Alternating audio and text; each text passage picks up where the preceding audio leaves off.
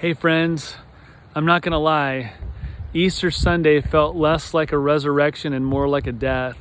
Even though we had a record number of people attending our services online, man, it felt so disconnected, and I missed baptizing people in the ocean and paddling out with you on Good Friday and seeing your faces on Easter Sunday, and new faces and new people say yes to Jesus.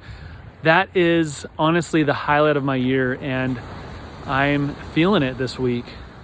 And I was reminded of the fact that the original Easter Sunday started out with the disciples afraid, stuck in their homes, feeling uncertain. And Mary weeping in a garden, looking for the body of Jesus, afraid that somebody stole it. And she had just seen Jesus die. A couple weeks before, she was weeping at a different tomb of her brother. Right before Jesus raised him from the dead, he said these words, "I am the resurrection and the life. Anyone who believes in me, even though they die, they will live." Man, that is an amazing promise. Yet she didn't remember that.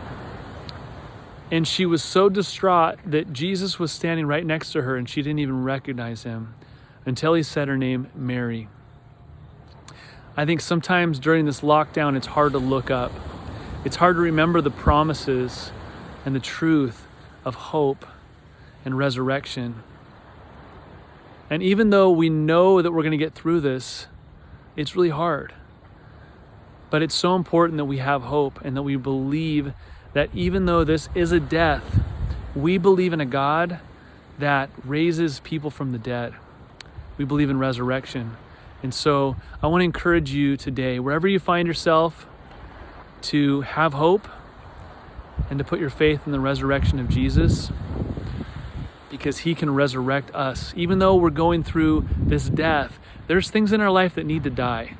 And there's things that God wants to resurrect. He wants to resurrect our relationship with him, our connection with our friends and family, and our faith and our hope, and the things that money can't buy, that we can't do anything anyways.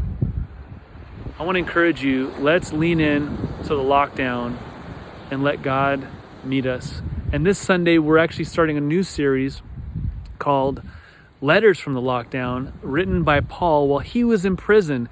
He wrote 4 of the letters in the New Testament while in prison, and he's got a lot to say that can help us. So I hope you'll join us this Sunday, and I hope that you will call people, reach out. If you're out there feeling hopeless, I know there's got to be people that are just suffering right now. You're feeling alone and isolated and hopeless, and I just want to put this message out there that you don't have to do that alone. We're all in this together, and there is help and there is hope, and please reach out. I love you, and I will hope to see you soon.